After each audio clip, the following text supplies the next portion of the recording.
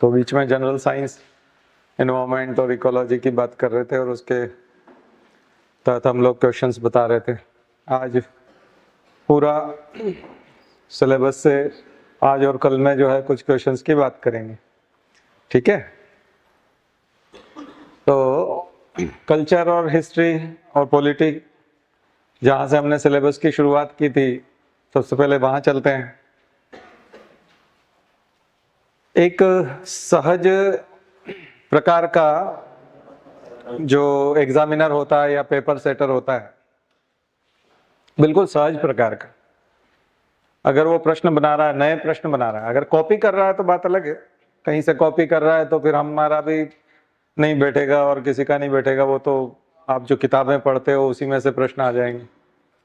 लेकिन यदि paper setter जो है वो समझदार है और सहज है, सहज मतलब हैबिचुअल है और एक इंडिया को समझता है और प्रशासनिक सेवाओं को समझता है और भारत की शिक्षा पद्धति को समझता है, तो वो क्या सोचता होगा, किसके बारे में सोचता होगा। तो कुछ भारत की पहचान है, आइडेंटिफाइंग कैरेक्टर है जो भारत को एक पहचान देते हैं, जिससे भारत की पहचान होती है, जिसे ये लगता है कि हाँ ये इंडिया है, ये भारत है। उन नामों को लेते ही ऐसा लगता है कि ये इंडिया है। वो नाम अगर नहीं आते हैं तो कुछ ना कुछ कमी लगती है कि नहीं अभी इंडिया का अधूरा है। तो ऐसी जो चीजें हैं वो प्रश्नों के रूप में वो सहज वाला व्यक्ति पूछेगा। तो ये कौन कौन सी चीजें हैं? तो इंडिया जिसको भारत बनाया जाता है या जिसे हम भारत कहते हैं, ये भारत की पहचान का एक लंबा इतिहास है, इसका एक लंबा इतिहास है। और इतिहास के कुछ गौरवशाली साल हैं, कुछ ऐसे हजारों साल कह सकते हैं या सैकड़ों साल कह सकते हैं जो गौरवशाली हैं। तो गौरवशाली कैसे? तो एक तो जिस समय में भारत स्वतंत्र था, भारत के ऊपर विदेशी लोगों का प्रभुत्व नहीं था, ऐसे समय का भारत। तो इसमें दो विचारधाराएं हैं। एक विचारधारा कम्युनिस्ट विचारधारा ये मानती है कि आर्य बाहर से आए हैं और आर्यों के आने से पहले का जो भारत था वो गौरवशाली भारत था। और दूसरी विचारधारा है जो हिंदूवादी विचारधारा है, जो जिसमें माना जाता है कि आर्य जो है वो भारत के मूल निवासी थे और जब वैदिक काल था और हिंदू धर्म का जो गुप्त साम्राज्य है और ये जो समय है जब हिंदू धर्म खूब फला फूला, हिंदू साहित्य, हिंदी साहित्य, संस्कृत साहित्य, ऋषियों का साहित्य खूब लिखा गया, ये जो समय था ये स्वर्णिम भारत है। तो इससे सबसे ज्यादा प्रश्न आते हैं। तो दोनों तरह के प्रश्न पूछे जाते हैं। कभी आप इंडस वैली सिविलाइजेशन और उसको लेकर के सवाल को सबसे ज्यादा देखते हैं, तो कभी ऋग्वेद। और ऋग्वेद और वैदिक काल और इंडस वैली सिविलाइजेशन तो जुड़े हुए हैं कंटिन्यूम में पूरी तरह से। उसका कारण ये कि दोनों ने एक दूसरे को जोड़ा है। और जब इस इंडस वैली सिविलाइजेशन का पतन हो रहा था तब वैदिक सभ्यता का उदय हो रहा था। तो दोनों को तो एक दूसरे के साथ पढ़ा जाता है। लेकिन कुछ लोग जो है फोकस करते हैं गुप्त काल के ऊपर, और गुप्त काल में तो अब हम आज इस टाइप से कुछ देखने की कोशिश करेंगे ताकि आप ज्यादा से ज्यादा प्रश्न, और प्रश्न मैं कैसे निकाल रहा हूं उसका तरीका भी आपको बताया मैंने कि मैं कौन से थॉट प्रोसेस के तहत आपको वहां ले जाना चाहता हूं। फिर आप एग्जाम में देखना कि पेपर किसने बनाया है। या तो उसने क्वेश्चंस कॉपी किए हैं, 10 प्रश्न क्रॉनिकल से उठा लिए हैं, 10-12 प्रश्न उसने प्रतियोगिता दर्पण से ले लिए हैं, 10-12 प्रश्न उसने बिहार की एग्जाम से ले लिए, 10-12 प्रश्न और कहीं से ले लिए। ऐसे करके काम चला रहा है वो, उसको अकल के कुछ भी नहीं है, ना ही उसको समझ है। अब ये तो दुर्भाग्य है, फिर उसका कुछ नहीं कह सकते। लेकिन अगर उसमें समझ है और उसको समझदार आदमी मानते हुए पेपर बनाने के लिए कहा गया है तो वो सिलसिला ऐसे चलेगा। तो शुरुआत करते हैं कुछ प्रश्नों की। सबसे पहले आप 20 प्रश्न लिखिए, फिर बात करेंगे उसके आधार पर।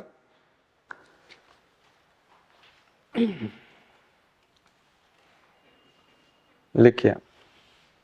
बालाकोट, बालाकोट।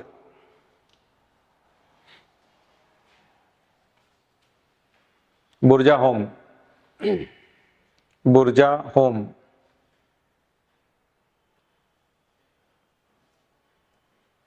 आदमगढ़, आदमगढ़,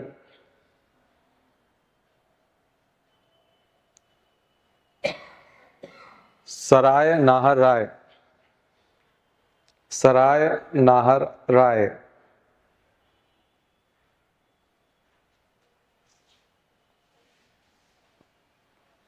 सभा और समिति, सभा और समिति, मृच्छकटिकम, मृच्छकटिकम किसने लिखा ये बताना है।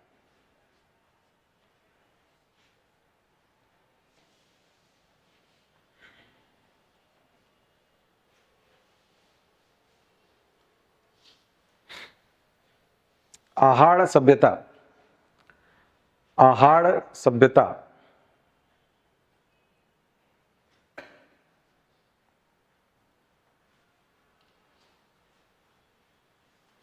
नवदा टोली,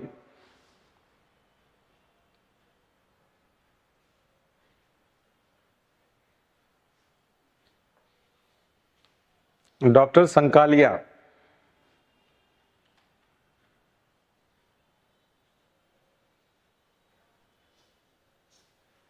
डॉक्टर अरुण सोनकिया,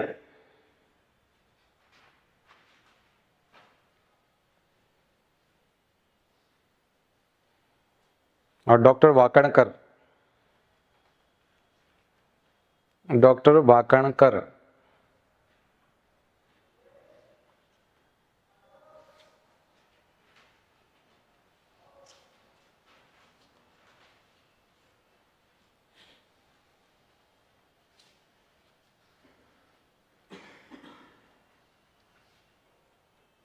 वेदांग, वेदांग,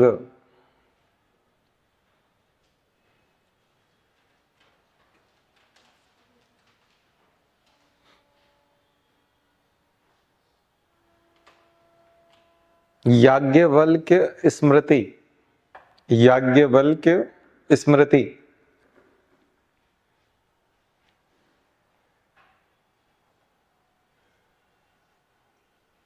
अष्टाध्यायी,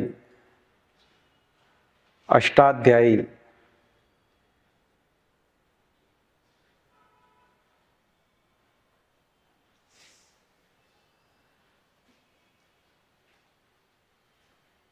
खरोष्ठी, खरोष्ठी क्या है, Kharoshthi,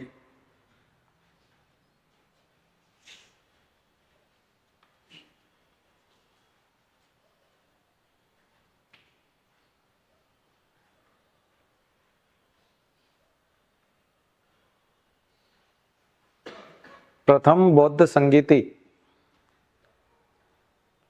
Buddhist council, first Buddhist council कहाँ हुई थी, कब हुई थी और किसकी अध्यक्षता में हुई थी। प्रथम बौद्ध संगीति,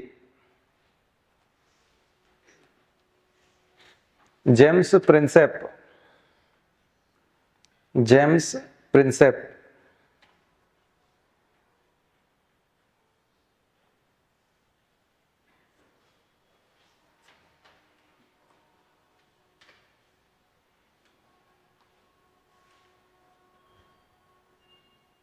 अंग देश की राजधानी, अंग देश की राजधानी, अंग महाजनपद की राजधानी, कैपिटल ऑफ अंग, राजा प्रसेनजीत, राजा प्रसेनजीत,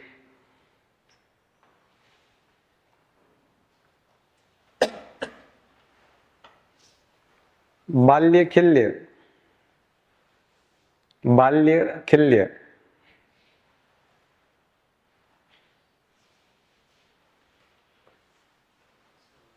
हो गए। तो अपना स्कोर बताइए, इसमें से कितना जानते हैं। 20 पूरे।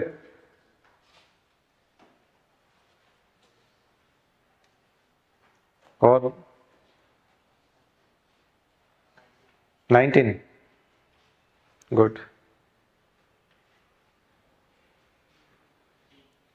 13, 18, ओके। 19, तो अपना मूल्यांकन कर सकते हो यहाँ 20 वाले, 19 वाले, 18 वाले हैं। कितना आ रहा है? 18, चलो ठीक है। तो फिर तो ज्यादा कुछ बताने जैसा नहीं है, कुछ बताया जाए जल्दी जल्दी बाकी लोगों के लिए। है कोई 10 से कम? जिनको 10 से भी कम है? अभी नहीं पता? अरे ये तो आप लोग काफी समय से आ रहे हो, आपको पता होना चाहिए। चलो शुरू करते हैं, जल्दी जल्दी बताओ। बालाकोट इंडस वैली की साइट भी है और सर्जिकल स्ट्राइक की साइट भी है, ठीक है। और बुरजाहोम, गोपकराल कहाँ बताए थे?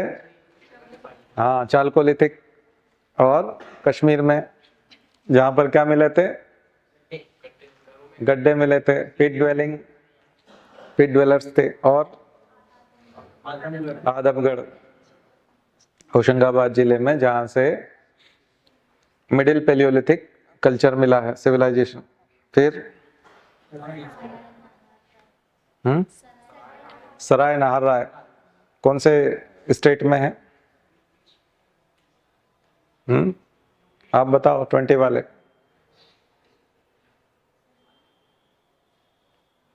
कौन से शहर के पास? पीछे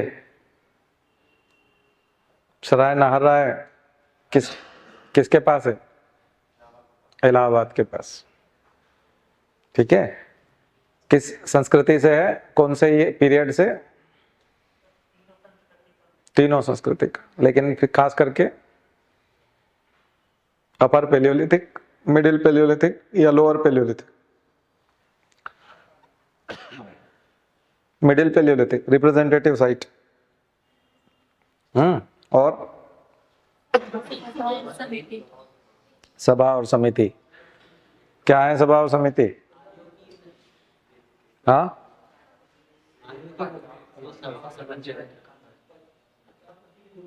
यस, ब्रह्मा जी, प्रजापति ब्रह्मा की 2 पुत्रियां सभा और समिति, जिसके नाम पर सभा और समिति। देखा जाए तो पंचायती राज की शुरुआत, डेमोक्रेटाइजेशन, डेमोक्रेटिक डिसेंट्रलाइजेशन, प्रजातांत्रिक विकेंद्रीकरण की शुरुआत कब?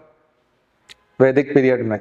प्रजापिता ब्रह्मा की 2 पुत्रियां, इसका नाम जो है सभा और समिति, जो जहां से आया है, इसीलिए आप बोलते हो ग्राम सभा, लोकसभा, विधानसभा, ठीक है। और फिर समितियां बनती हैं, तो ये लोकतंत्र की अवधारणा में आती हैं। तो ये वहां से निकल करके आई है, वैदिक सभ्यता से। और मृच्छकटिकम शूद्रक ने लिखा था, और उसके बारे में थोड़ा सा एक पैराग्राफ विकिपीडिया में जाके पढ़िएगा। क्यों? ये तो परीक्षा में समझ में आएगा आपको, जब कभी ये प्रश्न देखने को मिलेंगे तो वहीं समझ में आएगा कि क्यों पूछा जा रहा है, ठीक है। और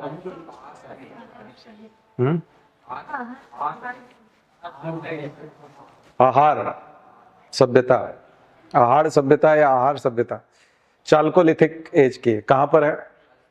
राजस्थान, बागोर के पास, बागोर नदी, भीलवाड़ा जिला, उदयपुर जिला। और नवदा टोली महेश्वर के पास है, नर्मदा नदी के किनारे। जो सभ्यता मिली थी उसको नवदा टोली बोलते हैं, मध्य प्रदेश की नवदा टोली सभ्यता। डॉक्टर संकालिया। तो भारत का अधिकांश जो एक्सकेवेशन है, उत्खनन है, वो डॉक्टर संकालिया के मार्गदर्शन में है। डॉक्टर अरुण सोनकिया ने हथनोरा में खोजा था, हथनोरा होशंगाबाद में। नर्मदा मानव, नर्मदा मैन, होमो नर्मदेंसिस, होमो इरेक्टस बताया था आपको कि होमो इरेक्टस की खोज हुई है 1982। डॉक्टर, अभी उनकी डेथ भी हो गई पिछले साल एक्सीडेंट, ठीक है। और डॉक्टर वाकणकर का 2019 में जो है 100 साल हो गए, इनकी जन्म शताब्दी थी। और बहुत बड़े जो है आर्कियोलॉजिस्ट हैं, पुरातत्व विज्ञानी हैं। बहुत सारे उत्खनन हुए हैं देश भर में, कायथा और ये सारे उत्खनन इन्हीं के मार्ग निर्देशन में हुए। और बताओ। वेदांग, वेदांग 6 हैं। शिक्षा, व्याकरण, निरुक्त, छंद, ज्योतिष, ठीक है, कल्प, तो ये 6 वेदांग हैं। इनको पढ़ के जाइए, क्यों पूछे जाते हैं उसका कारण भी आपको उसी में समझ में आएगा। और बताइए। याज्ञवल्क्य स्मृति, मनुस्मृति और याज्ञवल्क्य स्मृति की बहुत चर्चा होती है। तो ऋषि याज्ञवल्क्य के द्वारा जो स्मृतियों का मतलब और श्रुतियों का मतलब ये होता है कि जो वेदों की टीकाएं होती थी, उपनिषदों की बातें होती थी, उनको जो स्मृति में रखा जाता था उसको स्मृतियों में लिखा गया। 9-10 स्मृतियां हैं और 108 उपनिषद हैं। और श्रुतियां जो सुनी गई और फिर लिखी गई उनको श्रुतियां कहा जाता था। तो भारत की कानून व्यवस्था, भारत का जो कानून है, खास करके इंडियन लॉ और खास करके Hindu law, Hindu personal law, उसका जो आधार है वो याज्ञवल्क्य स्मृति और मनुस्मृति है। तो याज्ञवल्क्य स्मृति और मनुस्मृति के आधार पर भारत का कानून बनाया गया है, क्योंकि हिंदुओं को शासित कैसे किया जाएगा, और ये कानून भी बनाने का काम जो है आम्बेडकर ने किया था। तो उन्होंने याज्ञवल्क्य स्मृति और मनुस्मृति को पढ़ा। तो मनुस्मृति के बारे में मैंने पहले भी आपको कहा था कि एडमिनिस्ट्रेटिव बुक है, धार्मिक किताब नहीं है, समाज को संचालित करने की किताब है। तो उसमें खामियां होती है। समाज को संचालित करने के लिए जब हम कभी कोई कानून बनाते हैं तो उसमें खामियां हो सकती है, लेकिन जो धार्मिक किताबें होती है उसमें हम खामियां क्यों नहीं निकालते? क्योंकि वो जो है ऋषियों के द्वारा लिखी गई है और उसका उद्देश्य जो है लोक कल्याण है, उसका उद्देश्य किसी को परेशान करना नहीं है। लेकिन एडमिनिस्ट्रेटिव बुक में जो है प्रतिबंधित हो सकता है, जैसे अभी तक 370 लगाई गई थी, अब 370 हटा दी गई है। तो इसकी डिबेट हो सकती है कि क्या 370 ठीक थी, जो अनुच्छेद 370 है वो ठीक वाजिब था, या अब जो हटा दिया गया है ये वाजिब है। तो ये बहस हो सकता है। इसको आप ये नहीं कह सकते कि ये जो है ऐसा लिख दिया गया है कि इसके बारे में आप बात नहीं करेंगे, ऐसा नहीं कर सकते। या तो पहले वाला अच्छा था या फिर अब अच्छा हो गया, दोनों में से कुछ भी एक, दोनों, या फिर पहले वाला खराब था तो अभी वाला अच्छा हो गया। कहीं कहीं कुछ न कुछ है, इसके बारे में बात हो सकती है। ठीक है, एनआरसी हो रहा है तो इसके बारे में भी बात हो सकती है। परिचय पत्र दिए जाने चाहिए, नहीं दिए जाने चाहिए, इसके बारे में भी बात हो सकती है।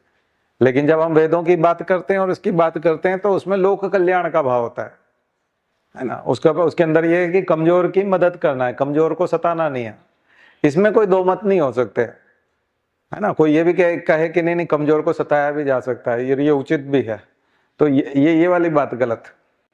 ठीक है, ये बिल्कुल गलत। सभी के समान अधिकार होते हैं, इक्वालिटी होती है, तो ये है। पर मनुस्मृति जो है वो इक्वालिटी नहीं देती, वो प्रिविलेज देती है, विशेषाधिकार देती है एक वर्ग को कि आप जो है ज्ञान प्राप्त कर सकते हैं, आपको ज्ञान प्राप्त करने का अधिकार है, और एक वर्ग को ज्ञान प्राप्त करने से वंचित करते हैं। तो प्रॉब्लम कहाँ आती है कि जब मनुस्मृति को धार्मिक पुस्तक मान लिया जाता है, उसको वेदों के समकक्ष मान लिया जाता है, उसको उपनिषद मान लिया जाता है। नहीं, उपनिषद और वेद नहीं है, बल्कि वो उस समय का एडमिनिस्ट्रेशन करने के लिए लिखी गई किताब थी, प्रशासन के लिए वो किताब बनाई गई थी।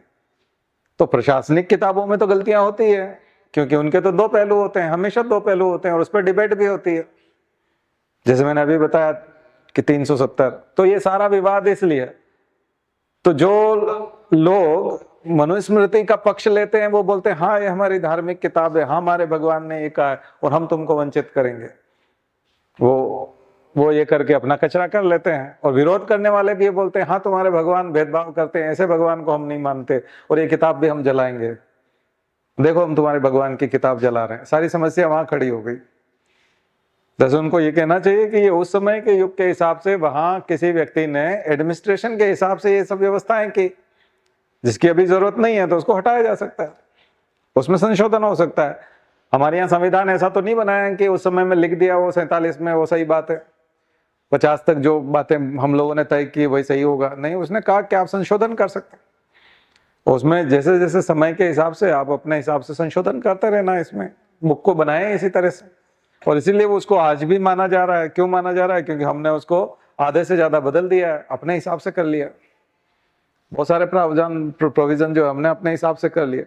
और ठीक 370 में भी यही किया गया। 370 के लिए जैसा कहा गया था कि ये टेम्परेरी है, तो उसको इतने साल तक चाल रखा और अब उसको बदल दिया गया। तो ये सब सामान्य प्रक्रिया है और इसमें शासित होना ही पड़ता है। तो शासन में जब हम किसी को चुनते हैं तो वो इस प्रकार की प्रक्रिया को लागू करता है। ठीक है ना? तो कंसेप्ट क्लियर हुए होंगे। उसमें बहुत ज्यादा उत्साहित होने और परेशान होने की कोई आवश्यकता नहीं, बिल्कुल साधारण सी बात है। चलिए, अष्टाध्यायी। अष्टाध्यायी क्या का अपना इंपॉर्टेंस है, क्योंकि जिस गौरवशाली परंपरा की बात मैं कर रहा हूं आपसे, उस गौरवशाली परंपरा में संस्कृत का एक बहुत महत्वपूर्ण स्थान रहा है। सबसे प्राचीन भाषा है, आदि भाषा है, आदिकालीन भाषा है। और संस्कृत चूंकि विद्वानों की भाषा कही जाती है, या यूं कहें कि विदेशियों की भाषा है या आर्य लोगों की भाषा है, वो अपनी जगह, क्योंकि जब हम भाषा परिवार पढ़ते हैं तो इंडो यूरोपियन लैंग्वेजेस में आती है। और इंडो यूरोपियन लैंग्वेज की बात करते हैं तो वो इंडो ईरानियन ग्रुप है, बाद में जाकर के उससे इंडो ईरानियन बना, और उसी को हम इंडो आर्यन कहते हैं। इंडो ईरानियन को ही फिर बाद में हम आर्यन कहते हैं। इसीलिए हम कल भी समाचारों में आप सुन रहे होंगे ईरान के मामले में कि हम ईरान का पक्ष क्यों नहीं लेते, हमारी संस्कृति तो बहुत मिलती है। तो किस प्रकार से मिलती है? भाषा परिवार, हम एक ही भाषा परिवार के हैं, एक जैसी सभ्यताएं थी, वहीं से निकल करके हम आए। अब चाहे हम बात को माने ना माने, वो बात अलग है कि आर्य बाहर से आए या नहीं आए, इस थ्योरी को कई लोग नकार देते हैं, लेकिन माइग्रेशन तो हुआ है, पूरी दुनिया में माइग्रेशन हुआ। ये बात तो तय है विज्ञान के हिसाब से, माइटोकॉन्ड्रियल डीएनए के हिसाब से, और जो मनुष्य का ओरिजिन हुआ और इवोल्यूशन हुआ और माइग्रेशन हुआ, उसके प्रमाण है। और मनुष्य का जन्म तो भारत में नहीं हुआ, कम से कम मनुष्य का जो पहला मनुष्य या पहली माता जो मनुष्यों की माता है वो अफ्रीका में है, ये बात तो सही है। उसी को लूसी कहा गया, उस लूसी नाम दिया था, लूसी फॉसिल। तो अगर आप साइंस को मानते हैं, एंथ्रोपोलॉजी को मानते हैं, और बायोलॉजिकल इवोल्यूशन को मानते हैं, ऑर्गेनिक इवोल्यूशन को मानते हैं, तो फिर आपको ही मानना पड़ेगा। और जब हम कुछ भी मान लें तो फिर तो ईसाइयों का भी ठीक है कि 6 दिन में जो है ईसा मसीह ने जो है दुनिया बना दी, आदम हवा ने भी जो है, ये इस्लाम के हिसाब से फिर अपने अपने वो हैं, तो फिट नहीं होते, और उसको वैज्ञानिक आधार पे ठीक भी नहीं माना जा सकता। मानना तो विज्ञान की शरण में जाना पड़ेगा। तो भारत में जब मनुष्य का जन्म ही नहीं हुआ तो अफ्रीका में हुआ, और वहां से माइग्रेशन हुआ, तो फिर कोई न कोई तो पहले आया है और कोई बाद में आया है। तो भीमबेटका में जो है फिर हमको आर्य संस्कृति के लक्षण क्यों नहीं मिलते हैं, वहाँ आदिवासी संस्कृति के लक्षण क्यों मिलते हैं? झुंड में जाकर के फूड गैदरिंग और हंटिंग वाला जो पिक्चराइजेशन जो हमको मिलता है, तो पिक्टोरियल डिपिक्शन जो आप लोग देखते हैं ना वहां पर, तो वो कैसा है? वो इसी टाइप का है कि सब लोग कुछ गाते बजाते हुए जा रहे हैं और शिकार कर रहे हैं, कौन कौन से जानवरों का शिकार कर रहे हैं, ये सब कर रहे हैं। तो ये तो आर्य सभ्यता, इस तरह की सभ्यता नहीं थी। और दूसरी चीज है कि इन सब के साथ एक कंपैरेटिव स्टडी है, जो मैंने पहले भी आपको बताया था, एक कंपैरेटिव स्टडी है। जब आप भारत में घोड़े की अस्थियां देखेंगे और घोड़े की शुरुआत देखेंगे कि घोड़ा कब आया, भारत में लोहे की शुरुआत देखेंगे कि लोहा कब आया, भारत में चावल का प्रयोग कब शुरू हुआ, उसके साक्ष्य देखेंगे, और फिर आर्यों का आक्रमण और वो देखेंगे, सब चीजें मिलती है। अब किसी के कह देने से नहीं होता, उसके साथ जमीन आसमान का अंतर हो जाता है। आप जो बात कर रहे हैं उसमें ना तो कोई खान पान मिल रहा है, आप बात कर रहे हैं तब जानवरों का नहीं मिलता, आप बात कर रहे हैं तब यज्ञ कुंड के प्रमाण नहीं मिलते, आप बात कर रहे हैं तब जो है इमारतें नहीं मिलती उस तरह की, और उस तरह के स्ट्रक्चर, और ये सब चीजें फिर ऋग्वेद में लिखी हुई है। तो ऋग्वेद में लिखा हुआ भी मिलना चाहिए, वैसे साधन और उपकरण भी मिलने चाहिए, और वैसे शहर और नामकरण भी होना चाहिए, और वैसे फिर एनिमल के साक्ष्य भी होने चाहिए, और वैसे यंत्र और जो इंस्ट्रूमेंट, जो इक्विपमेंट काम आते थे, उन सब की भी जानकारी उसमें होना चाहिए। या फिर आप बोलते हैं कि यजुर्वेद में ज्योमेट्री थी, तो वो चीजें भी आनी चाहिए कि गणित का कितना ज्ञान था, मेजरमेंट कैसे लेते थे। तब इतने सारे साक्ष्य इंटर रिलेटेड जब होते हैं तब जाकर के हम उसको प्रूव करते हैं। तो इसलिए बकवास नहीं है। अब आप कह देंगे हमको थोड़ा लेट आना पसंद नहीं है, हम ऐसे बाद में नहीं आए थे, हम पहले आए थे, ये आपने कह दिया कि हम थोड़ा लेट आए, इससे तो फिर हम लोग इंफीरियर हो जाएंगे, मतलब हमसे भी पहले कोई आ गया था क्या? हमसे पहले कोई कैसे आ सकता है?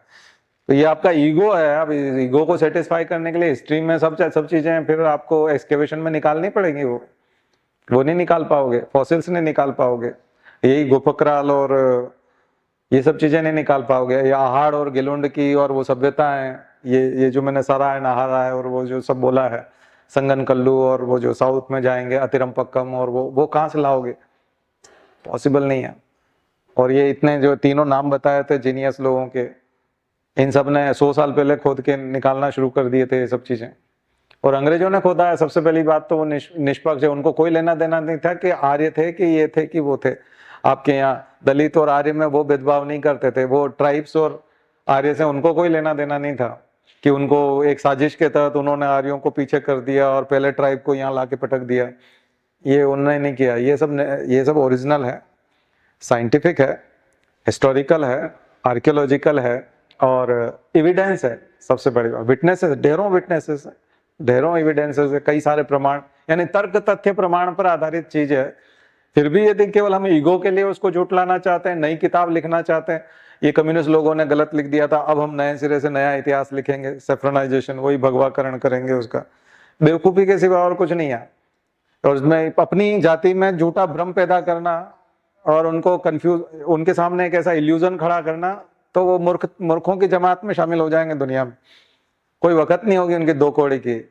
इन्हीं ज्ञान के आधार पर, इन्हीं सिद्धांतों के आधार पर पूरी दुनिया में हमारे पढ़े लिखे लोग आज माने जा रहे हैं, संचालन कर रहे हैं। और यदि हमने कभी इनको भ्रमित किया तो मुझे नहीं लगता है कि उनमें वो अंदर से अदम्य साहस जो है, जिस साहस की बात करें, झूठा साहस नहीं होता, आप में होना चाहिए।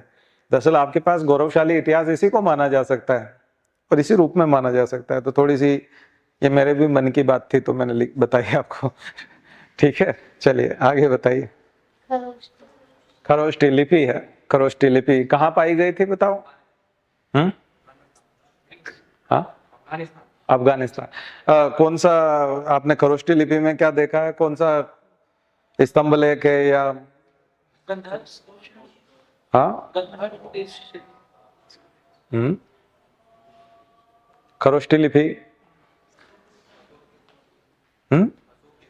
अशोक के समय। चलिए, ब्राह्मी लिपि, खरोष्टी लिपि, और फर्स्ट बुद्धिस्ट काउंसिल कहाँ हुई थी? राजगृह। कौन थे अध्यक्ष? महाकश्यप। महाकच्छप भी लिखते हैं, महाकश्यप भी लिखते हैं। ठीक है, तो चारों बुद्धिस्ट काउंसिल पढ़ लीजिए, एक टेबल बना लीजिए और बौद्ध संगीति के बारे में, और उसमें क्या क्या हुआ था टेबल में पूरा दिया हुआ है, हमारे नोट्स में जाके देखेंगे तो उसमें मिल जाएगा आपको। और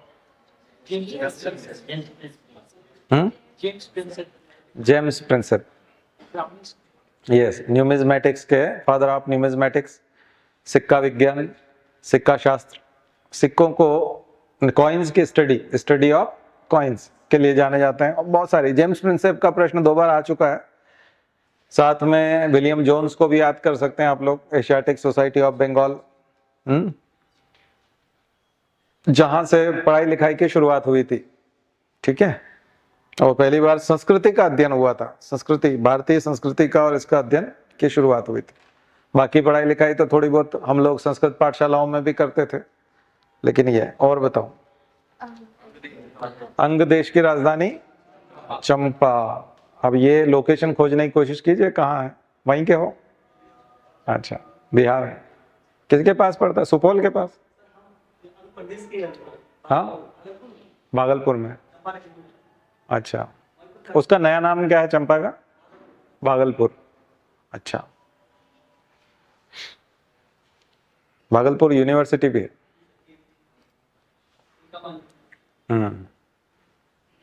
चलिए, अच्छा है। नेपाल कितना दूर पड़ता है? अच्छा, 5 घंटे का पास ही है, 200 किलोमीटर होगा लगभग। तो और बताइए। राजा प्रसेनजीत, हाँ, कौशल के राजा थे, कौशल नरेश प्रसेनजीत, और इनकी बहन की विवाह जो हुआ था वो किसके?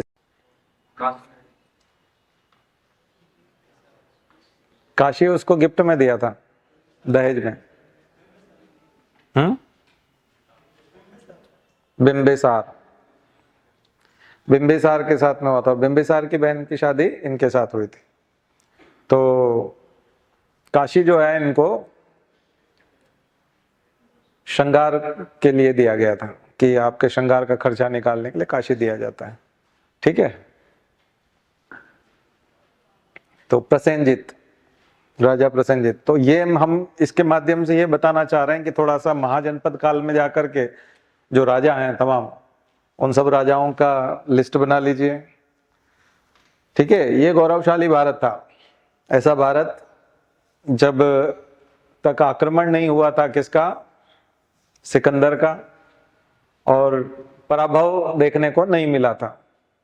और चाहे आर्य सभ्यता कहें चाहे हिंदू सभ्यता कहें, लेकिन हिंदू तो नहीं कह सकते क्योंकि उस समय में बौद्ध धर्म का प्रचलन बहुत ज्यादा था। राजा प्रसेनजीत ने बौद्ध धर्म को बहुत बढ़ावा दिया था। तो बौद्ध धर्म से, जैन धर्म से एक एक प्रश्न जरूर आता है, मिनिमम, कभी कभी दो दो तीन तीन भी आ जाते हैं। तो ये बौद्ध धर्म और जैन धर्म से जुड़ी हुई जो शब्दावली है उसको पकड़िएगा। मैं बताऊंगा अगले वाले टेस्ट में, अगला जो 20 क्वेश्चन है उसमें मैं वो देने वाला हूं। और बताइए।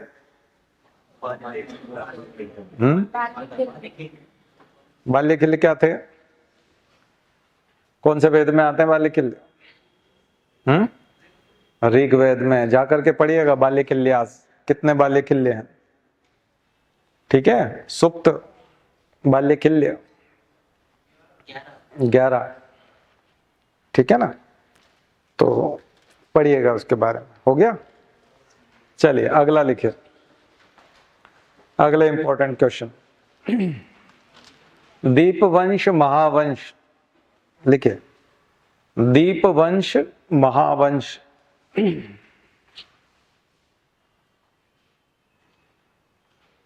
विनय पीटक, विनय पीटक,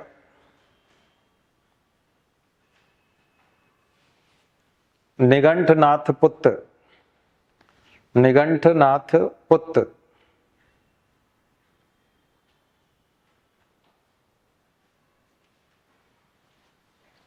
कौशाम्बी, कौशाम्बी,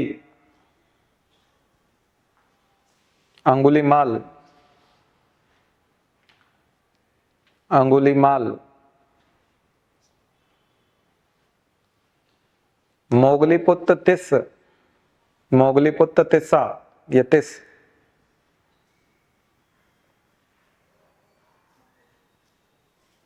धम्मपद, धम्मपद,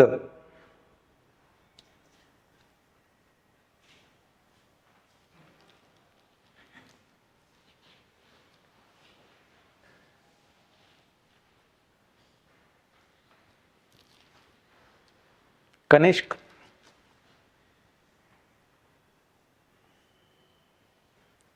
मिलिंद पन्नो, मिलिंद पन्नो, पुष्यभूति वंश, पुष्यभूति वंश,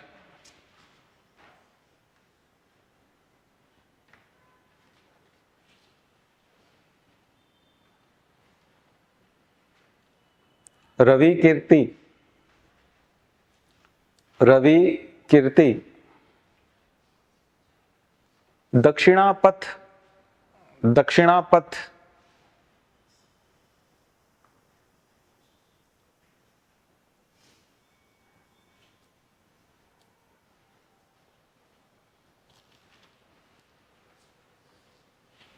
मैक्स मूलर,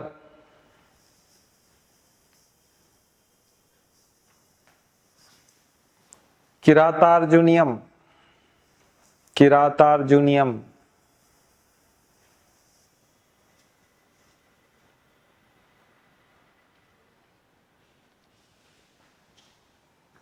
किरातार्जुनियम, ऋतुसंहार,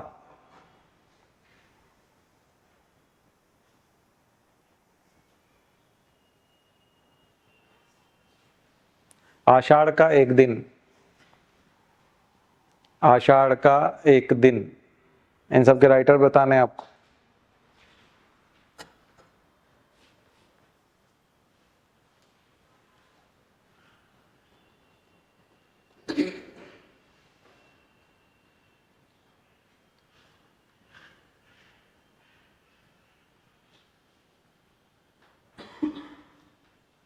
पंच महाव्रत,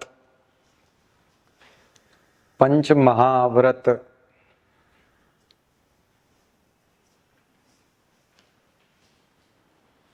बुद्ध चरित, बुद्ध चरित,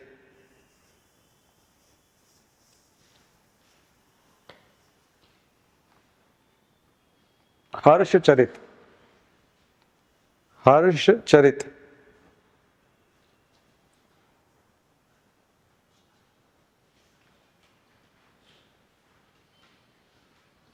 जूनागढ़ इंस्क्रिप्शन, जूनागढ़ इंस्क्रिप्शन हो गया। ये अगला चरण है। थोड़ा सा आगे खिसके हम लोग, यहां से कुछ बताइए। सारे इंपॉर्टेंट क्वेश्चन है।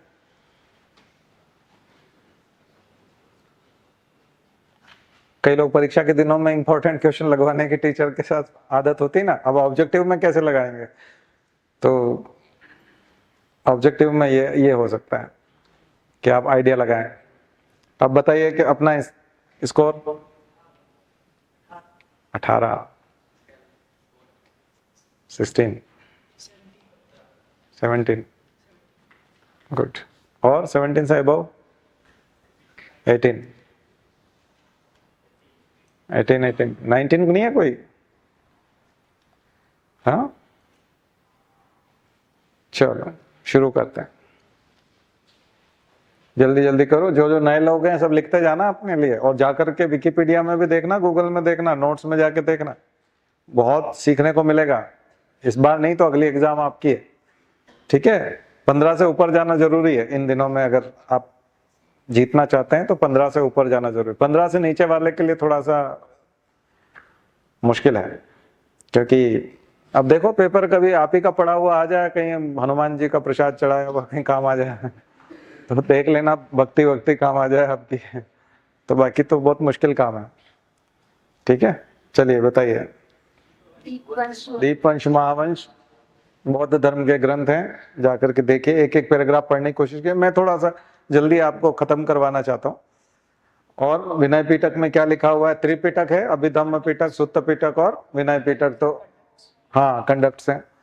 तो विनय पिटक को जाकर के देखिए उसमें क्या क्या है, सभी पिटक में क्या क्या है, ठीक है। अगला निघंटनाथ पुत्र, महावीर का बौद्ध ग्रंथों में दूसरा नाम है, भगवान महावीर का दूसरा नाम निघंटनाथ पुत्र, ठीक है। और कौशाम्बी, कौशाम्बी क्या थी? बौद्ध धर्म से जुड़ा हुआ है, स्थान है। कहां पर है कौशाम्बी?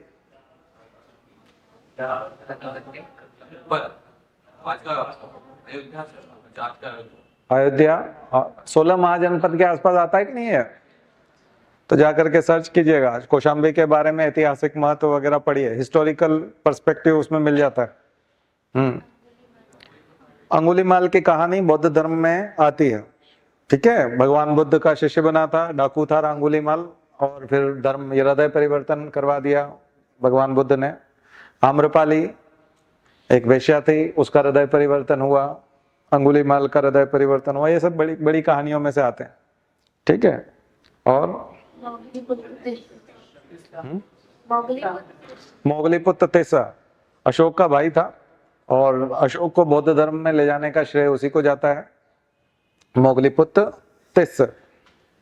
और धम्मपद, बुद्ध घोष ने लिखा है धम्मपद, और धम्मपद में बहुत सारे कॉन्स्टिट्यूशन टाइप ऐसे बहुत सारे जो हैं सेक्शंस हैं या आर्टिकल्स हैं या पार्ट्स हैं, जिसमें अलग अलग विषय में धम्मपद में हमारे जीवन जीने की जो बहुत सारे नियम कानून होते हैं वो सब जानकारियां हैं, वही कंडक्ट्स लाइक। तो धम्मपद बौद्ध धर्म का बहुत बड़ा ग्रंथ है, पाली भाषा में लिखा हुआ है, और कनिष्क, कनिष्क के अध्यक्षता में भी बौद्ध संगीति हुई थी और वो बौद्ध धर्म में चला गया था। और कनिष्क को हम लोग गांधार शैली के लिए भी याद करते हैं, है ना? वहाँ हाँ हाँ जी, शक संवत, बहुत सारी चीजें पढ़िएगा कनिष्क के बारे में। और बताइए, मिलिंद पन्नो,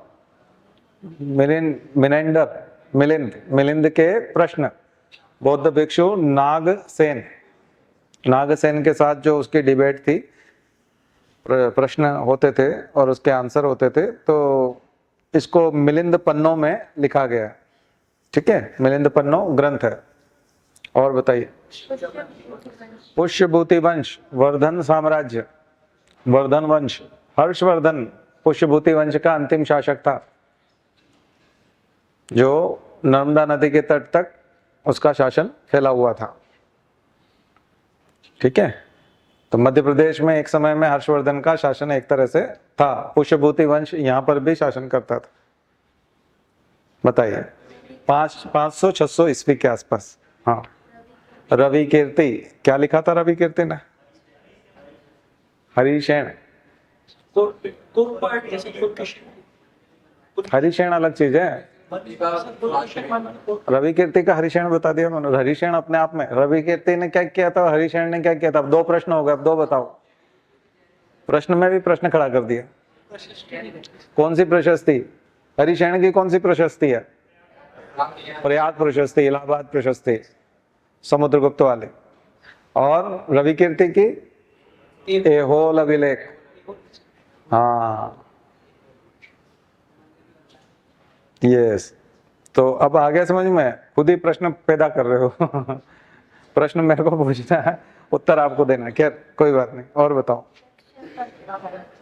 दक्षिणापथ, उत्तरापथ और दक्षिणापथ की विजय समुद्रगुप्त की विजयों में आता है। ठीक है, दक्षिणापथ में उसने ग्रहण मोक्षानुग्रह की विधि अपनाई थी। आपको बताया था कि वो जीत लेता था और बाद में उनको सरेंडर करा देता था। तो सुजरेंटी और सोवरेंटी, तो सुजरेंटी की बात करता था, सोवरेंटी की नहीं। ठीक है। और मैक्स मुलर, मैक्स मुलर को कई कारणों से जाना जाता है, खास करके संस्कृत भाषा का जानकार था मैक्स मुलर। तो वो अनुवाद करता था जर्मन भाषा में, तो वेदों का उन्होंने भाष्य किया था। मैक्स मुलर ट्रांसलेटर थे। ठीक है, और जर्मन भाषा के विद्वान थे, जर्मन विद्वान थे। उन्होंने अभिज्ञान शाकुंतलम का भी ट्रांसलेशन किया था। तो कालिदास को यूरोप में प्रचलित करवाने में और वहां प्रसिद्ध करवाने में सबसे बड़ा हाथ मैक्स मुलर का था, है ना। और मैक्स मुलर ने भारत के बारे में जो वर्णन लिखा है, वो वर्णन की तुलना जो है, आपने देखा होगा कि चंद्रगुप्त के समय में क्या था, चाणक्य के समय में क्या था। तो जब भी कभी आप गुप्त साम्राज्य, मौर्य साम्राज्य की बात करते हैं या इसकी बात करते हैं, तो मैक्स मुलर का कथन आता है कि मैक्स मुलर के हिसाब से ये है, आता है ना। और नहीं, मेगास्थनीस, एक और व्यक्ति था मेगास्थनीस। मेगास्थनीस का क्या था? इंडिका। और एक कौटिल्य का वर्णन, मेगास्थनीस का और कौटिल्य का वर्णन की तुलना की जाती है। और मैक्स मुलर का सामान्यतः कहा जाता है कालिदास के आसपास। उसी में हम लोग चल रहे हैं। आगे का किरातार्जुनियम किसने लिखा था? भारवी ने। किरात, भगवान शिव किरात बन करके आए थे शिकारी के रूप में, और अर्जुन से उनका युद्ध का वर्णन है। तो अर्जुन का घमंड टूटता है, उसका अहंकार तोड़ते हैं भगवान शिव। ठीक है, तो ये कहानी किरातार्जुनियम। और ऋतु संहार कालिदास का। तो कालिदास की 6 किताबें हैं, 3 नाटक हैं और 3 महाकाव्य हैं। तीनों का वर्ण 6 जो किताबें हैं उनका नाम लिखिए, पक्का रट लीजिए, एक आध सवाल आपको वहां से मिलेगा। फिर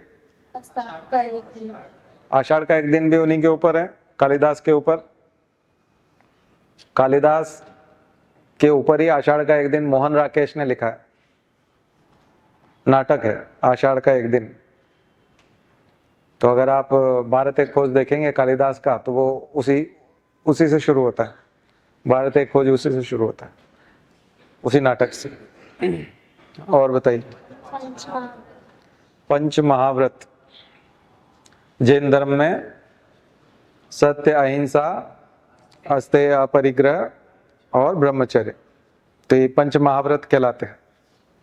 तो पंच महाव्रत व्रत, त्रिरत्न और वो जो अष्टमार्ग है ना, ये सब अष्टांग मार्ग, ये सब के सब पढ़ने हैं आपको। ठीक है, आगे बताइए। अश्वघोष, बुद्ध चरित किसने लिखा था? अश्वघोष ने। अब ये यही प्रश्न आ जाएंगे, इसके चांस भी हैं, बहुत ज्यादा चांस हैं, 50% से ज्यादा चांस है कि यही प्रश्न आ जाएंगे आपको परीक्षा में।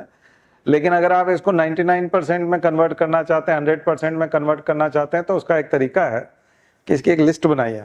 किसकी? बुद्ध चरित जब आप लिखेंगे और उसके आसपास की किताबें खोजेंगे तो पूरी एक लिस्ट आ जाएगी विकिपीडिया में, और वो लिस्ट यदि आपने कर ली तो फिर 100% चांस हो जाए, फिर तो कोई भी बाहर नहीं जाएगा। वैसे 50% चांस तो इन्हीं के हैं, ठीक है, 50-50 तो हो ही गया आपका, कम से कम एक लाइफ लाइन। आगे बताइए।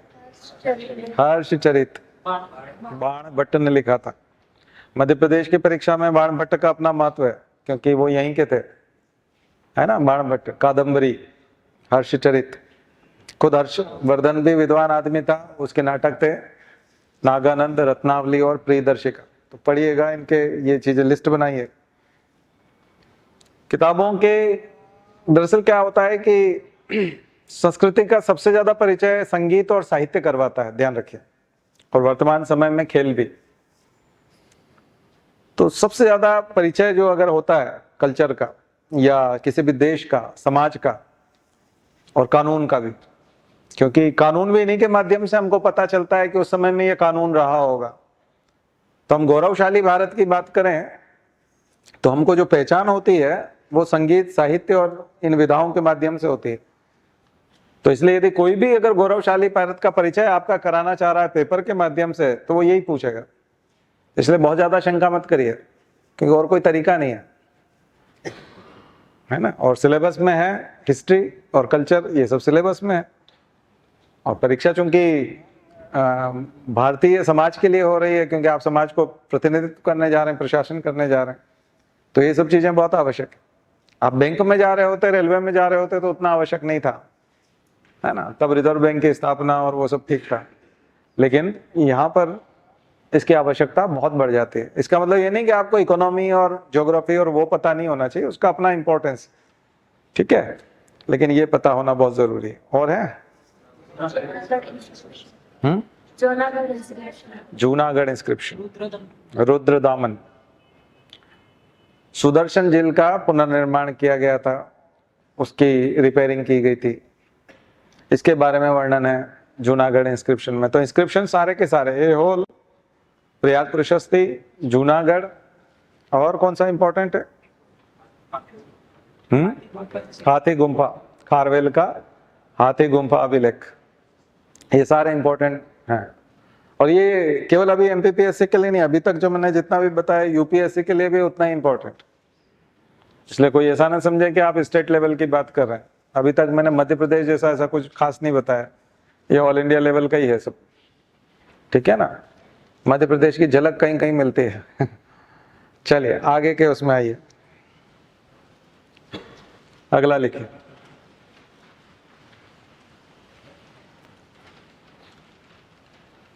नागार्जुन,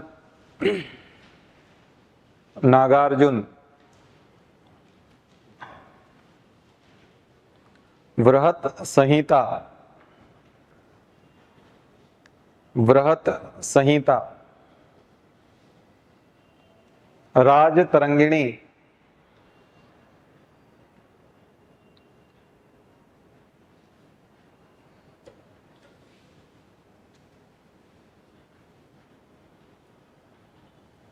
मिहिर कुल, मिहिर कुल,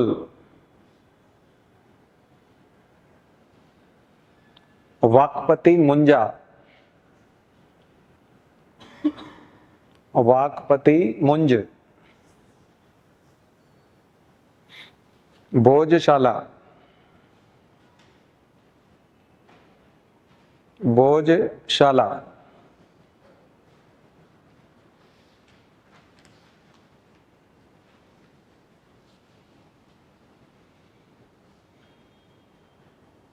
नरसिंह वर्मन, नरसिंह वर्मन।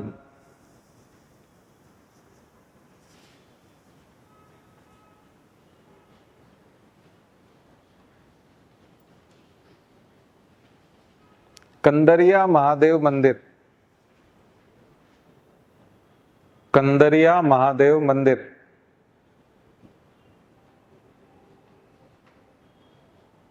काव्य मीमांसा, काव्य मीमांसा।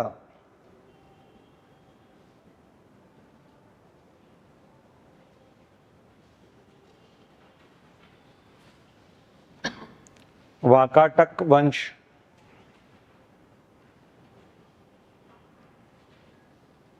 वाकाटक वंश। बरहूत का स्तूप, बरहूत।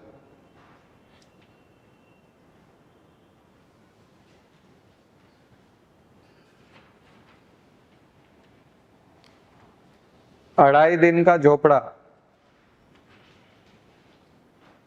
अढ़ाई दिन का झोपड़ा।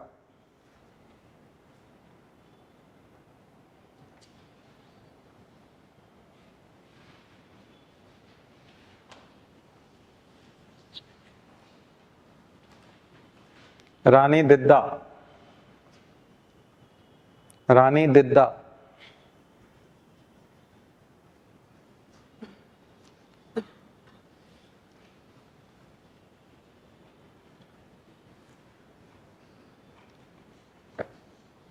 जयनक, जयनक।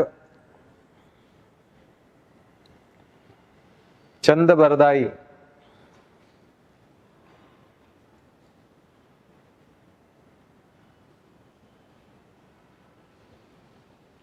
जय सोमनाथ, जय सोमनाथ।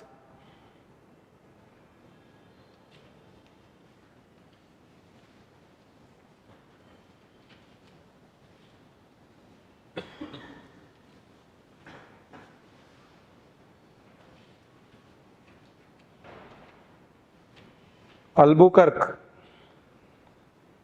अल्बुकर्क।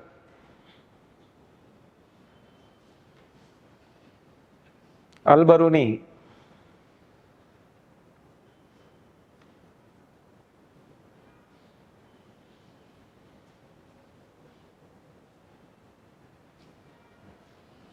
कितने हुए? 18।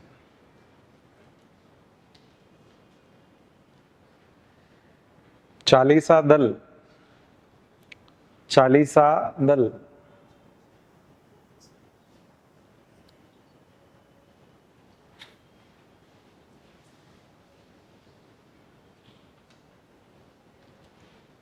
ट्रेवरनियर, ट्रेवरनियर।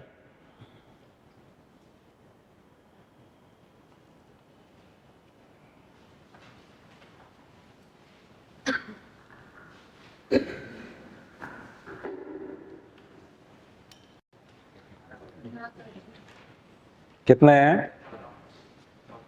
14, 16। कम हो गए। हाईएस्ट 16, 17 है कोई? 19। Okay, good. चलिए शुरू करते हैं। क्या क्या है? नागार्जुन, रसायन शास्त्र। नागार्जुन, रस सिद्धांतिका या जो भी किताबें हैं उनकी जाकर के देखिएगा। और बृहद संहिता, वराहमिहिर ज्योतिर्विज्ञान के ऊपर, एस्ट्रोनॉमी के ऊपर किताब है। इसरो था उस समय का ये, ठीक है? तो इसके बारे में जानिएगा। और राजतरंगिणी, कश्मीर का इतिहास 370 हमने हटाया अभी, तो काफी कुछ कश्मीर पे प्रश्न बनने की संभावना है। जेएन में होता है ना कश्मीर, हिंदू इतिहास देखने को मिलेगा। कश्मीर के कई सारे राजा हिंदू राजा, स्वतंत्रता के समय में भी बहुत कम समय जो है मुस्लिम राजा रहे हैं। बल्कि अफगानिस्तान की तो पर्वतमाला का नाम ही हिंदू कुश पर्वतमाला था, आप जानते हैं, है ना? पामीर के पठार के नीचे हिंदू कुश पर्वतमाला जो है, नाम ही उसका हिंदू कुश पर्वतमाला है। तो वैसे भी इस्लाम की शुरुआत 500-600 ईस्वी की है, और मोहम्मद साहब के पहले तो इस्लाम था नहीं। और ईसा मसीह की शुरुआत भी तो प्राचीन धर्म के रूप में तो शैव धर्म और यही था, तो पहले सारे लोग हिंदू ही थे। इसलिए जो आरएसएस प्रमुख जो कई बार बोलते हैं कि सभी लोग हिंदू हैं, तो उसका मतलब यही है कि सभी लोग पहले कौन थे, एक तरह से शिव उपासक थे, शिव के उपासक थे सभी लोग, सब शिव की उपासना करते थे।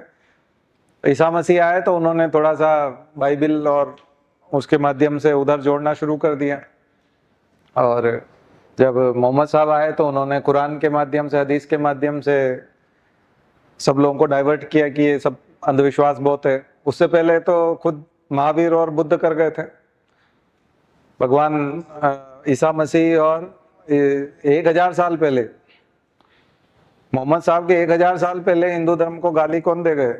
महावीर और बौद्ध धर्म। क्या पागलपन है ये, कहाँ तुम धर्म क्रम में पड़े हुए, क्या है ये यज्ञ करना और श्लोक बोलना और बेवकूफ बनाते रहते हो, ये सब हटाओ, ये सब अंधविश्वास है, आ जाओ इधर आओ, मैं तुम्हें शिक्षा देता हूँ। तो बौद्ध धर्म की शुरुआत हो तो बहुत पहले सब हिंदू धर्म को तोड़ के ही बने हुए, जितने भी धर्म है ना अभी दुनिया के सब, जिसे आर्य सनातन धर्म जिसको कहते, वाकई में हिंदू तो कोई धर्म है नहीं, लेकिन आर्य सनातन धर्म जिसको कहते हैं हम लोग, जिसमें शैव थे, शाक्त थे, वैष्णव थे, तो जो पुराने, उसी को तोड़ के तो सब बने हैं सारे।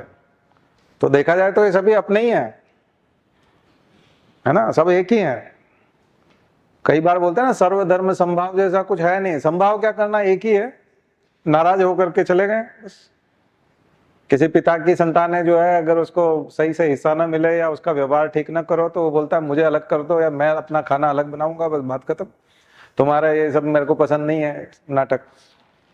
तो नाराज होकर अलग चला जाता है, लेकिन पिता का नाम सरनेम तो वही लगाता ना। तो हिंदू एक तरह से वो जो भागवत जो कहते हैं ना आरएसएस प्रमुख, वो ये कहते हैं कि दरअसल जो सरनेम है वही लगेगा पिता वाला हिंदू। तो यहाँ दरअसल जो है सरनेम हिंदू ही है, चाहे आप जो भी बन जाओ, पिता से कैसे इनकार करोगे? आप नया घर बना लो, नई दुकान बना लो, अलग जगह रहने लग जाओ, उस घर में कभी ना जाओ, उसको गाली दो, कितना भी कुछ भी करो, पिता तो वही रहता है। इसलिए पिता तो वही है। या तो फिर आप ऐसा कहो कि नहीं, हिंदुओं के अते पते नहीं थे, वेदों का पता नहीं था, इंडस वैली सिविलाइजेशन से पहले मोहम्मद साहब पैदा हुए थे, तो फिर वो बात अलग है। वैसा फिर आपको पैदा करना पड़ेगा, अपने पैगंबर को ही बहुत पहले ले जाना पड़ेगा, ईसा मसीह को बहुत पहले ले जाना पड़ेगा, ले जाते नहीं है, वो यही है। तो इसका मतलब है कि हिंदू धर्म की जो क्रिया पद्धतियां थी, विश्वास थे, उनसे नाराज होकर के जैन धर्म भी बना है, उसी से बौद्ध धर्म बना है, उसी से नाराज होकर के क्रिश्चियनिटी आई है, और उसी से नाराज होकर के इस्लाम बना है। ठीक है, कंसेप्ट क्लियर? इतना छोटे में जो है कोई नहीं समझाएगा 5 मिनट में पूरा खेल खत्म। आगे बताओ। हाँ, मिहिर कुल कौन थे? हुण राजा थे, तो इनके बारे में पढ़िएगा। तो मिहिर कुल के साथ साथ एक राजाओं की लिस्ट याद रखिएगा। मिहिर कुल जैसे कनिष्क था, और कौन थे इसी समय के, और भी बहुत सारे राजा हैं, तो उन सबको पढ़िएगा। इन सबके युद्ध हैं आपस में। मध्य प्रदेश की भूमि पे जो युद्ध हुए हैं उनको जरूर याद रखिए। वाकपति मुंज, मुंज राजा, भोज है ना, परमार वंश के राजा थे वाकपति मुंज। और बताइए। भोजशाला, धार में भोजशाला है, राजा भोज ने बनाई थी। सरस्वती मंदिर है भोजशाला, और इसी के पास में मस्जिद बना दी गई है, तो इसलिए झगड़ा होता रहता है। हमने बताया था आपको, कर्फ्यू लगाना पड़ता है जब बसंत पंचमी और जुम्मे की नमाज एक साथ आ जाती है। तो बसंत पंचमी जब शुक्रवार को पड़ती है तब दंगा होता है हिंदू मुस्लिम, और वहाँ के कलेक्टर एसपी को जो है, मैंने कहा था बहुत, फिर उनके सस्पेंशन और उनके ट्रांसफर पे तलवार लटकी रहती है, क्योंकि जिसको कभी नमाज पढ़ने नहीं जाता वो उस दिन जरूर जाएगा, और जिसको सरस्वती से कोई लेना देना नहीं वो उस दिन पूजा जरूर करेगा। उस दिन उसको सरस्वती की पूजा करनी है किसी भी हालत में। तो भीड़ पड़ती है दोनों धर्मों की, और फिर झगड़ा होता है। तो ऐसा भारत में कई सारे स्थान है, ठीक है, उसमें से भोजशाला विवाद में रहता है। ठीक है, और आप प्रशासन में जा रहे हो, इसलिए पहले से जो है ध्यान रखना, अगरबत्ती लगा के रखना भगवान की कि बसंत पंचमी शुक्रवार को पड़ रही और आपकी पोस्टिंग में उससे पहले ट्रांसफर करा लेना, नहीं तो सस्पेंड हो सकते हो, ठीक है ना। और बताओ। नरसिंह वर्मन कौन राजा है? नरसिंह वर्मन पल्लव राजा। मामल्लपुरम, महाबलीपुरम, जहां पर शी जिनपिंग आया था, ठीक है, याद है कि नहीं? हाँ, और शी जिनपिंग के साथ में मोदी जी ने मामल्लपुरम में समुद्र तट की सफाई की थी ना उनने उस दिन। भूल गए?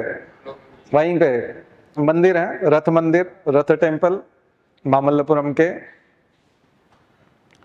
उसमें नरसिंह वर्मन शैली भी है। मामल्ल शैली में जाकर के पढ़िएगा कौन कौन से, तो नरसिंह वर्मन, राजा नरसिंह वर्मन, और कंदरिया महादेव मंदिर, चंदेल राजाओं के बनाए हुए खजुराहो में जो मंदिर है उनमें से एक मंदिर है कंदरिया महादेव मंदिर। तो चंदेल राजाओं के मंदिरों का वर्णन देखिए, कौन से राजा ने कौन सा मंदिर बनाया था, लिस्ट बनाइए, और शैली कौन सी है, मंदिरों की शैली क्या है, फिर बताइए। काव्य मीमांसा राजशेखर ने लिखी है, राज कवि थे, कोर्ट पोएट, कहाँ के? कलचुरी। क्या क्या लिखा था राजशेखर ने? काव्य मीमांसा, कर्पूर मंजरी, विद्याशाल भंजिका, बाल रामायण, बाल भारत, ये सब उनके ग्रंथ हैं राजशेखर के। और बताइए। वाकाटक वंश कहाँ पर था? हाँ? विदर्भ। हाँ,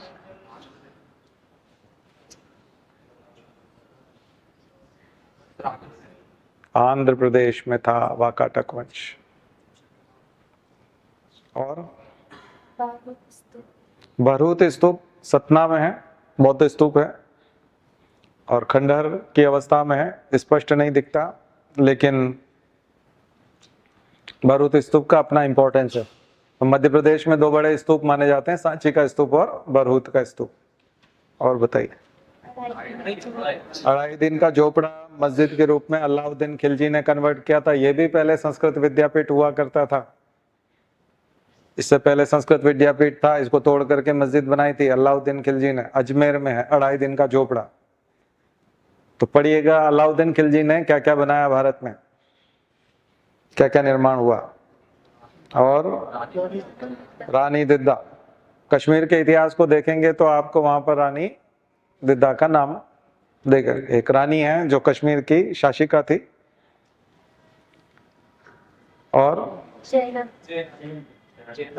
जयानक, क्या लिखा जयानक ने? पृथ्वीराज विजय, संस्कृत का ग्रंथ पृथ्वीराज विजय। पृथ्वीराज चौहान के ऊपर ग्रंथ है। चंद्रवर्धाई ने जैसे पृथ्वीराज रासो लिखा है, जयनक ने स्तुति नहीं लिखी है लेकिन पृथ्वीराज विजय लिखी है। और चंद्रवर्धाई का तो पृथ्वीराज रासो है, आपको बताया था। और जय सोमनाथ के एम मुंशी ने लिखा है, कन्हैयालाल माणिकलाल मुंशी ने, क्योंकि पृथ्वीराज विजय और यही मोहम्मद गोरी गजनबी के समय में सोमनाथ का भी वर्णन आता है, इसलिए हमने वहां से जोड़ा है इसको। अल्बुकर्क, फ्रांसीसी, पुर्तगाली, अल-बरूनी, तहकीक हिंद, तहकीक हिंद। क्या उसका ओरिजिनल नेम क्या था अल-बरूनी का? अबू रेहान, अबू रेहान। और चालीसा दल, इल्तुतमिश, बलबन, बलबन ने शुरुआत की थी। अच्छा, इल्तुतमिश, वो चालीसा दल का तो पार्ट था बलबन। हाँ। और क्या है ये? ट्रेवरनियर, कौन सा यात्री था? बर्नी ने, जियाउद्दीन बर्नी ने। हाँ, फ्रांस से वर्नियर। हाँ, ठीक है, चलिए। तो ये थोड़ा सा दूसरा रूप है। तो 3 राउंड हो गए हमारे। हाँ, तो कुछ झलकी मिली, पुराना रिवाइज हो रहा है कि नहीं? हाँ, चलिए अगला लिखिए, अगले 20। अब हम थोड़ा और आगे बढ़ेंगे, ठीक है? तो कहां तक आ गए, आपको तो कुछ समझ में आ रहा है कैसे कैसे यात्रा हो रही है? चलिए अब लिखिए, इबादत खाना, इबादत खाना,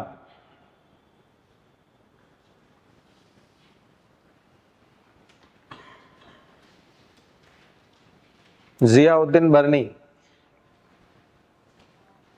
जियाउद्दीन बर्नी,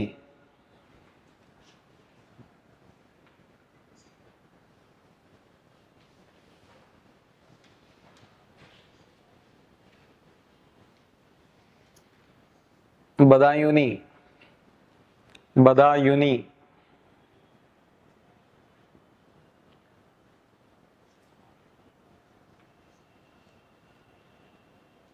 गज ए इलाही, गज ए इलाही,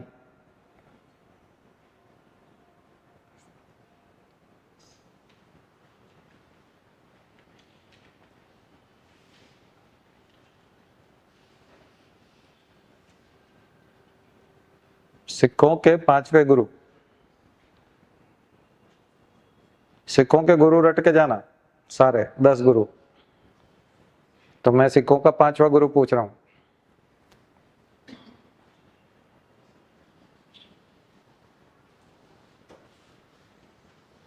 यानी कि 5वें सिख गुरु।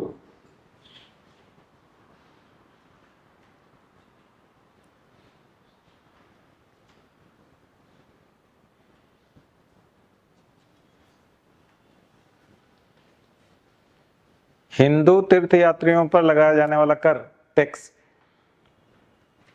हिंदू तीर्थ यात्रियों पर लगाया जाने वाला टैक्स,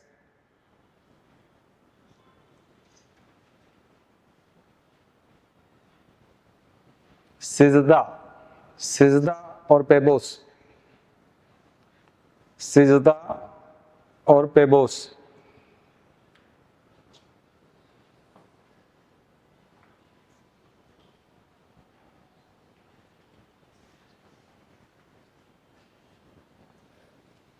सासाराम,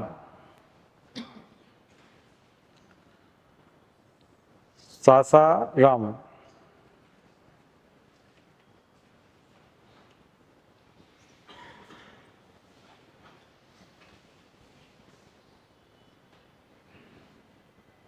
केशवदास,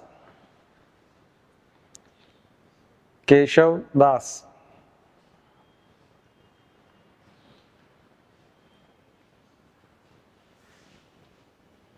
महाराजा छत्रसाल,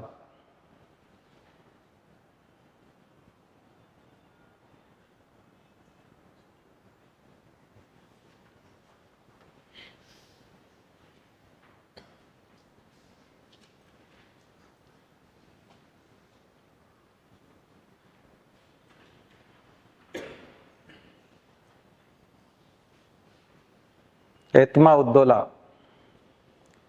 एतमा उद्दौला,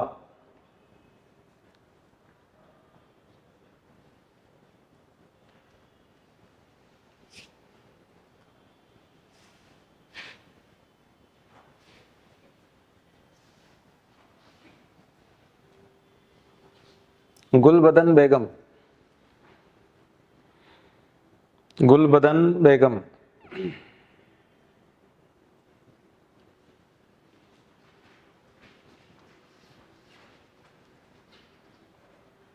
तारीख है फिरोज शाही,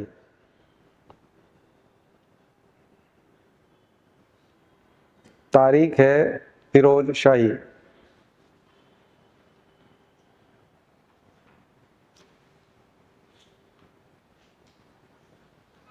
मयूर सिंहासन,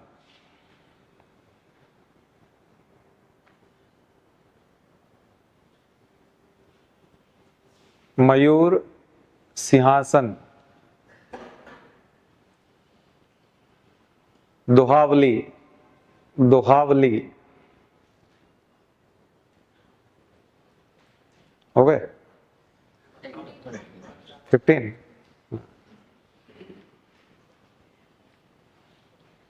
Shiva Mavani, Shiva मावनी।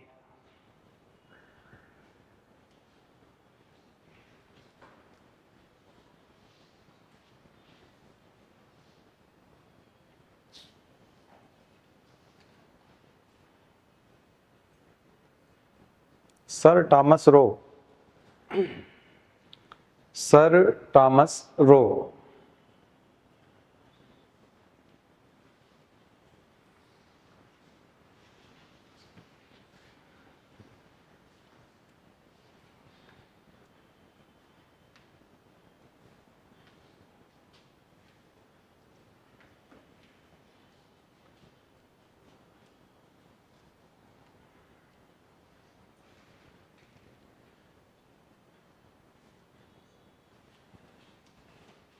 Vasco da gamma,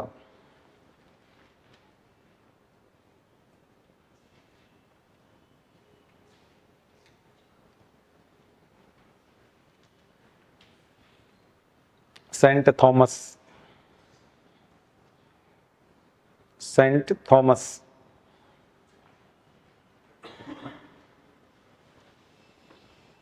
तो हिस्ट्री कल्चर चल रहा है आपका, ठीक है, साथ साथ। एक और बचा है, ओके, एक और लिख लो। काउंट डी लाली, काउंट डी लाली।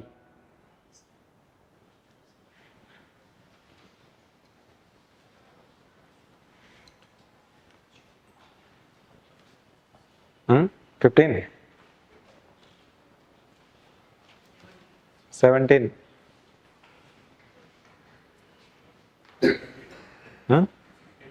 18। तो जो लोग 10 से नीचे हैं, सोचो भाई, 10 से नीचे वाले लोग भी हैं। मनी मन हम किसी को ये नहीं जताना चाहते आपको, लेकिन जो लोग 10 से नीचे होंगे उनको यहाँ तक आना है, क्योंकि लोग 18-18 बता रहे हैं। और यदि आप मेंस कर रहे हैं, यूपीएससी की तैयारी कर रहे हैं, और अगर ऑप्शनल है आपका हिस्ट्री, तो फिर 20 में से 20 होना चाहिए। तब तो ऑप्शनल लेने का हक है आपको, नहीं तो ऑप्शनल कैसे लेंगे, हिस्ट्री ऑप्शनल कैसे रखेंगे। 20 में से 20 होने चाहिए ना, इतना डीप में तो पढ़ना पड़ेगा, नहीं तो आपका क्रॉस नहीं कर पाएंगे, वहां मार्क नहीं दे पाएंगे। जेएनयू वाले क्यों इतराते हैं, इसलिए इतराते हैं वो, क्योंकि उनको इतना डीप में नॉलेज है, वो पढ़ते हैं, सॉफ्ट साइंसेस को बहुत डीप में पढ़ते हैं।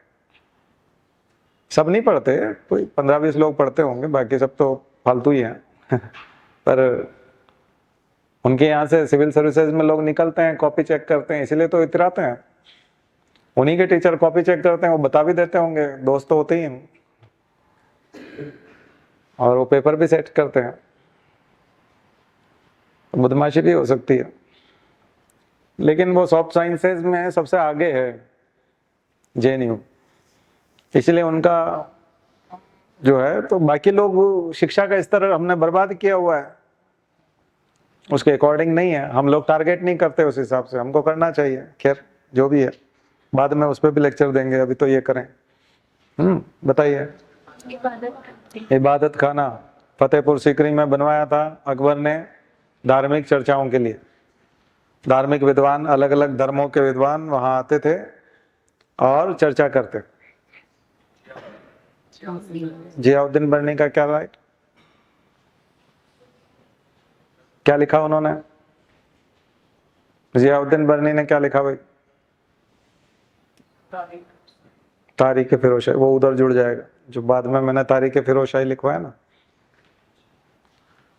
वो उसका है। 2 खत्म हो गए इसमें एक साथ चलो, शायद वही है, तारीख फिरोशाही है, देख लेना जा करके, एक बार क्लियर कर लेना। और बताओ।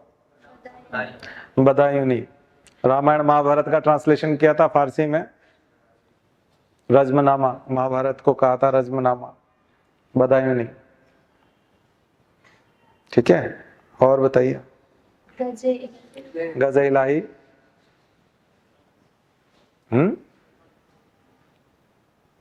मेजरमेंट के लिए, हाँ, भूमि माप का तरीका था टोडरमल। मुगल काल में भूमि को नापने का लैंड मेजरमेंट के लिए था। और पांचवें गुरु, गुरु अर्जुन देव, कैसे मृत्यु हुई थी उनकी? जहांगीर ने मरवा दिया था। चलिए, और हिंदू तीर्थ यात्रा पे लगने वाला टैक्स जजिया। तो टैक्स, मुसलमान जो टैक्स लगाते थे उस समय में, मुगल काल में, और उसमें तो टैक्स का नाम याद कर लीजिएगा। जकात किसको कहते थे? तो जो फकीरों को दान में देने के लिए जो निकाला जाता था उसको जकात। खिज्र किसको कहते थे? तो टैक्स के टाइप है ना, तो टैक्स से सवाल आता है कभी कभी। और सिजदा और पेबोस, हाँ, बलबन, बिल्कुल बिल्कुल। और शेरशाह सूरी का मकबरा है सासाराम में, है ना। और केशवदास, रामचंद्रिका, जहांगीर जसचंद्रिका, है ना। और महाराज छत्रसाल, बुंदेला राजा, बुंदेल राजा। बैठिए भाई साहब। हाँ, और एतमा उद्दौला, नूरजहां के फादर, गुलबदन बेगम हुमायूं की बहन थी, हुमायूं नामा लिखा था। और तारीख फिरोजशाही तो हो ही गया। हाँ, और बताओ। मयूर सिंहासन, जहांगीर ने बनवाया था मयूर सिंहासन, ठीक है। उसको कौन ले गया था फिर? नादिर शाह। और बताइए।